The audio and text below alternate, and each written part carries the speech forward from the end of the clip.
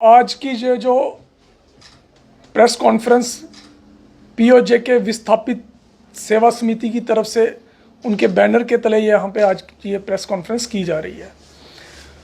परसों 6 मार्च को जो एक जम्मू कश्मीर के इस सरकार ने पिछले दिनों में एक डिसीजन लिया था कि हम पीओजेके के जो रेफ्यूजियों की बस्तियां हैं वहाँ पे इजी गवर्नेंस के तहत वहाँ पे कैंप लगा के लोगों को दिए जाने वाले जो बेनिफिट्स हैं उनके बारे में अवेयर करेंगे।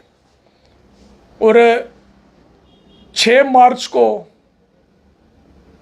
पोर कैंप चट्ठा जम्मू में, जिसका उद्घाटन माननीय उपराज्यपाल जी ने किया, और कठुआ से भी हम कुछ लोग वहाँ पे उस प्रोग्राम में रहे, और वहीं पे उन्होंने जो 2-3 घोषणाएं विस्थापित समाज के लिए की।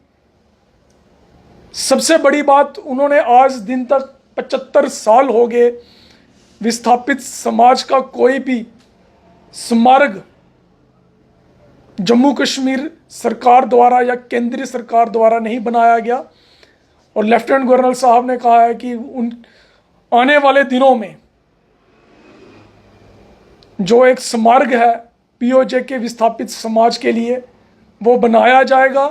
उसके लिए लगभग ज़मीन आइडेंटिफाई कर ली गई है, और ये हमारे लोगों के लिए बहुत बड़ी सौगात है, क्योंकि 75 साल उस विभाजन को हो गए हैं। अब कुछ गिने चुने लोग ही जीवित रह चुके हैं जिन्होंने वो विभाजन देखा था। आने वाले समय में हमारी जो पीढ़ियां होंगी, हमारे बुजुर्गों ने, हमारे लोगों ने क्या यत्न सहे, किस किस तरीके से उनकी इज्जत आबरू हमारी माताओं बहनों की लूटी गई, हम अपनी आने वाली पीढ़ी को कैसे बताएंगे। जो लोग अपना इतिहास भूल जाते हैं उनका भविष्य कभी भी सुनहरा नहीं होता।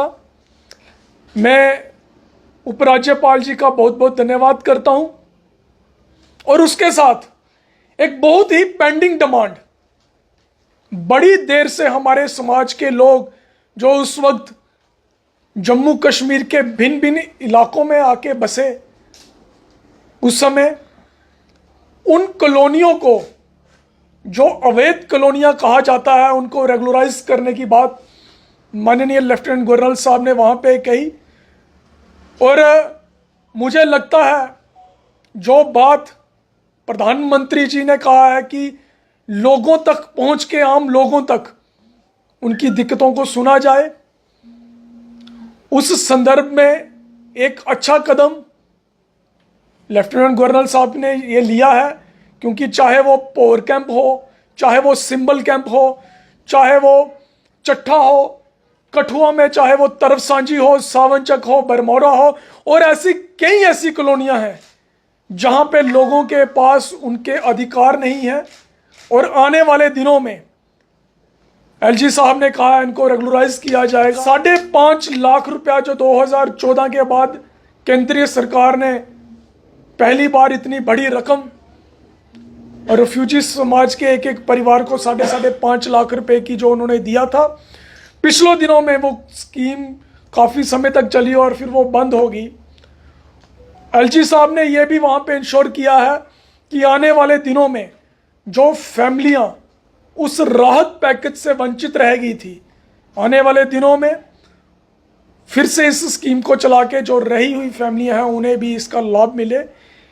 ये कुछ बातें उन्होंने वहाँ पे कही, वाले दिनों में ये बातें पूरी होंगी, क्योंकि एलजी साहब की कही हुई बातें सरकार की बातें होती हैं और सरकार ने जो बात कही है, और आने वाले दिनों में ये चीज़ें होंगी। हम इस चीज़ का वेलकम करते हैं।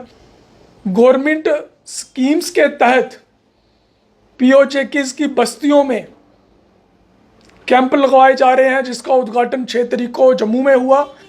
आने वाले दिनों में 19 तारीख को वैसा ही एक कैंप कठुआ में सरकार की तरफ से, डिस्ट्रिक्ट एडमिनिस्ट्रेशन की तरफ से लगाया जाएगा। मैं इस मीडिया के माध्यम से हमारे समाज के सभी भाई बहनों को ये कहूँगा, आप वहाँ पे आएँ और क्या क्या बेनिफिट्स हैं, सभी डिपार्टमेंट वहाँ पे अपना बूथ लगा के लोगों को अवेयर करेंगे और वो एक ही जगह सभी डिपार्टमेंट इकट्ठे होके जिस डिपार्टमेंट में जो जो बेनिफिट वो हमें दे सकते हैं उसके बारे में अवेयर किया जाएगा और वहाँ पे लोगों की रजिस्ट्रेशन की जाएगी।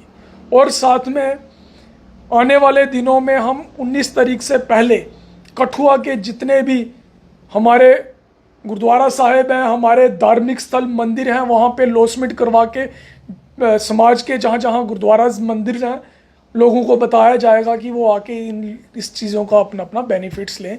लेफ्टिनेंट गवर्नर साहब ने आपने बड़ा अच्छा सवाल किया।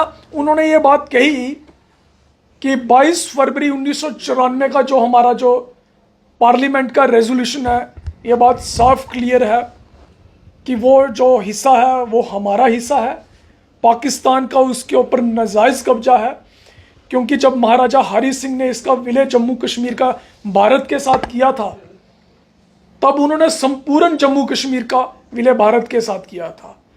जब संपूर्ण विलय हुआ तो वो हिस्सा भी भारत का था, लेकिन पाकिस्तान ने उस वक्त गुलमर्ग ऑपरेशन चलवा के उस पर आज तक नाजायज़ कब्जा किया हुआ है। और हमारी सरकार से भी ये डिमांड रहेगी। पिछले दिनों में लेफ्टिनेंट गवर्नर साहब ने भी और रक्षा मंत्री राजनाथ सिंह ने भी ये बार बार चीज़ें कही हैं कि वो हमारा हिस्सा है और मुझे लगता है बहुत जल्द वो हिस्सा भी भारत के साथ जुड़ेगा।